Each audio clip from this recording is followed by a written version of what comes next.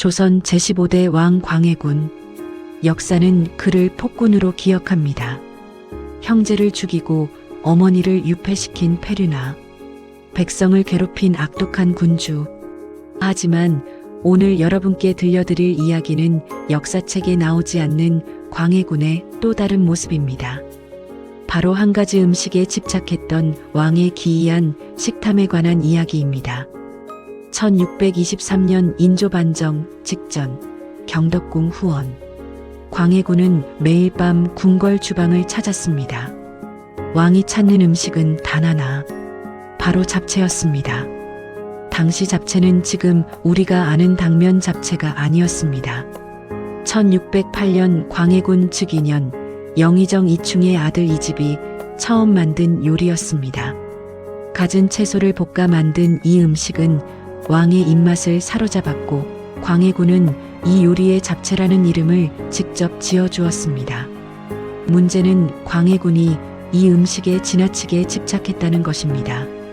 매일 아침, 점심, 저녁 수라상에 반드시 잡채가 올라와야 했습니다. 심지어 한밤중에도 잡채를 찾았습니다.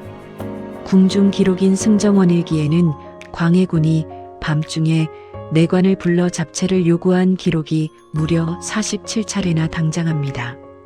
신하들은 걱정했습니다. 왕이 한 가지 음식만 계속 먹으면 건강을 해칠 수 있다고 간언했습니다.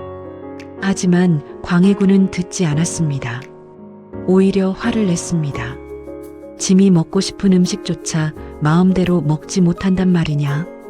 당시 궁중 주방 상궁이었던 김씨의 증언이 전해집니다. 전하께서는 잡채의 채소 하나하나 크기까지 정확히 지정하셨습니다. 오이는 0.3cm 두께로, 표고버섯은 0.2cm로, 당근은 성냥개비만큼 가늘게 썰어야 했습니다. 조금이라도 다르면 상을 집어던지셨습니다. 광해군의 잡채 집착은 단순한 식탐이 아니었습니다. 그 이면에는 깊은 트라우마가 숨어 있었습니다. 1592년 임진왜란. 당시 세자였던 광해군은 선조의 명으로 분조를 이끌고 전국을 돌며 의병을 모았습니다. 아버지 선조는 의주로 피난 갔지만 16살 광해군은 전쟁터를 누볐습니다. 그때 광해군은 굶주림을 경험했습니다. 며칠씩 제대로 된 식사를 하지 못했습니다. 풀뿌리와 나무 껍질로 끼니를 때웠습니다. 그런데 어느 날 한 백성이 광해군에게 음식을 올렸습니다. 산에서 캔 나물과 채소를 기름에 볶은 소박한 요리였습니다. 굶주림에 지친 광해군은 그 음식을 먹고 눈물을 흘렸습니다. 이렇게 맛있는 음식이 세상에 있었구나. 그 맛을 광해군은 평생 잊지 못했습니다. 왕이 된 후에도 그 맛을 찾아 헤맸습니다. 그래서 탄생한 것이 바로 궁중 잡채였습니다. 하지만 광해군이 찾는 맛은 궁궐 주방에서 나오지 않았습니다. 아무리 최고의 요리사가 만들어도, 아무리 귀한 재료를 써도 그때 그 맛이 나지 않았습니다. 광해군은 점점 더 집착했습니다. 채소의 크기, 불의 온도, 볶는 시간, 기름의 양까지 세세하게 지시했습니다. 조금이라도 다르면 화를 냈습니다. 때로는 주방 상궁을 매질하기도 했습니다. 1618년 광해군 10년의 일입니다. 왕이 또다시 잡채에 불만을 표시하자 당시 주방 담당 상궁이었던 박씨가 목을 매 자결했습니다.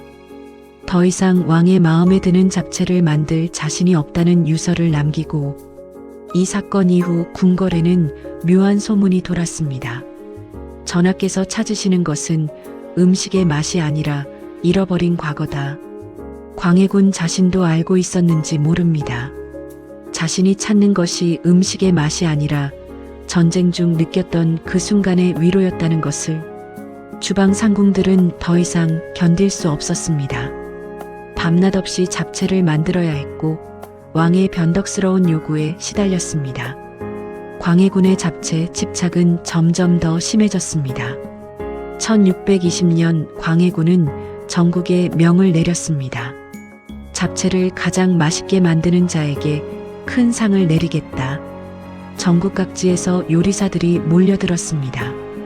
한양의 유명 주막주인, 양반가의 솜씨 좋은 종부, 사찰의 공양주까지 모두가 자신의 잡채 솜씨를 뽐냈습니다. 하지만 광해군을 만족시킨 사람은 아무도 없었습니다. 이것도 아니다. 그 맛이 아니야. 광해군은 매번 상을 뒤엎었습니다. 신하들은 이제 걱정을 넘어 두려움을 느꼈습니다.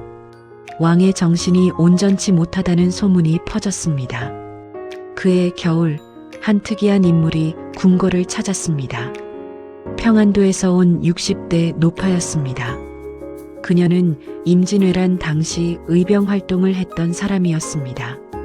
노파가 만든 잡채를 맛본 광해군은 젓가락을 멈췄습니다. 눈물이 주르륵 흘러내렸습니다. 바로 이 맛이오. 이것이 바로 그때 그 맛이오. 신하들은 놀랐습니다. 왕이 음식을 먹고 눈물을 흘리는 것은 처음 보는 일이었습니다. 광해군은 노파에게 물었습니다. 어찌 이런 맛을 낼 수 있소? 노파가 대답했습니다. 전하, 제가 쓴 재료는 특별한 것이 없습니다. 다만 전쟁 중에 구할 수 있었던 흔한 채소들 뿐입니다. 비싼 기름 대신 들기름을 썼고 귀한 양념 대신 소금만 넣었습니다. 광해군은 그제야 깨달았습니다. 자신이 그리워한 것은 화려한 궁중 요리가 아니었습니다. 전쟁의 참혹함 속에서 느꼈던 한 끼 식사의 소중함이었습니다. 백성의 정성이 담긴 소박한 음식이었습니다. 그날 이후 광해군은 변했습니다. 더 이상 주방 상궁들을 괴롭히지 않았습니다. 화려한 잡채 대신 소박한 나물 요리를 찾았습니다. 하지만 이미 때는 늦었습니다. 신하들과 백성들은 광해군에 대한 신뢰를 잃은 지 오래였습니다. 폐모살제의 악행, 무리한 토목 공사, 지나친 세금 징수, 잡채 집착은 그저 광해군의 여러 문제 중 하나에 불과했습니다. 1623년 3월 12일 밤, 인조 반정이 일어났습니다. 서인 세력이 군사를 일으켜 궁궐로 쳐들어왔습니다. 광해군은 황급히 피신했지만 곧 붙잡혔습니다. 폐위된 광해군은 강화도로 유배되었습니다. 그곳에서 광해군은 19년을 더 살았습니다. 놀라운 것은 유배지에서의 광해군 모습이었습니다. 강화도 유배지를 관리하던 관리의 기록이 남아 있습니다. 폐주는 매우 검소하게 지냅니다. 화려한 음식을 찾지 않고 백성들이 먹는 소박한 밥상으로 만족합니다. 특히 채소를 좋아하여 직접 텃밭을 가꿉니다. 광해군은 유배지에서 손수 채소를 키웠습니다. 배추, 무, 오이, 호박을 심었습니다. 직접 거둔 채소로 간단한 나물을 만들어 먹었습니다. 왕이었을 때 그렇게 집착하던 잡채는 더 이상 찾지 않았습니다. 어느 날 강화도 유배지를 찾은 관리가 물었습니다. 잡채를 만들어 드릴까요? 광해군은 고개를 저었습니다. 그럴 필요 없소. 궁궐에서 내가 찾던 것은 맛이 아니었소. 잃어버린 시간, 돌아갈 수 없는 순간이었소. 이제야 알았소. 음식의 참맛은 재료나 조리법이 아니라 그것을 먹는 사람의 마음에 있다는 것을. 광해군은 유배지에서 의외로 건강하게 지냈습니다. 소박한 식사, 규칙적인 생활, 텃밭 가꾸기. 왕이었을 때보다 오히려 더 건강해 보였습니다. 1641년 여름, 광해군은 67세의 나이로 조용히 눈을 감았습니다. 임종 직전, 광해군은 곁에 있던 사람에게 말했습니다. 내가 왕이었을 때 너무 많은 것을 원했소. 그 많은 것 중에 정작 중요한 것은 하나도 없었소. 소박한 밥 한 그릇의 소중함을 진작 알았더라면 좋았을 것을. 광해군의 마지막 식사는 보리밥과 된장국, 그리고 김치 몇 점이었습니다. 광해군이 세상을 떠난 지 400년이 지났습니다. 역사는 여전히 그를 폭군으로 기록합니다. 하지만 그의 잡채 이야기는 우리에게 다른 교훈을 줍니다. 광해군이 진정으로 원했던 것은 무엇이었을까요? 화려한 궁중 요리가 아니었습니다. 임진왜란 중 백성이 건넨 소박한 한 끼였습니다. 그 속에 담긴 따뜻한 마음이었습니다.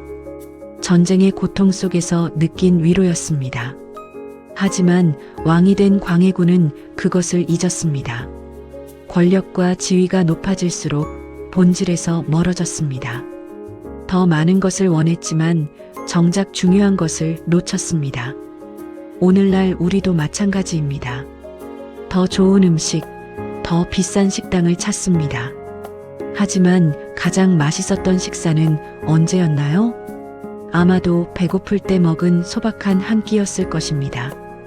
가족이 함께 둘러앉아 먹은 평범한 저녁이었을 것입니다. 광해군의 잡채 이야기가 주는 교훈은 분명합니다. 행복은 화려함에 있지 않습니다. 진정한 만족은 소박함에서 옵니다.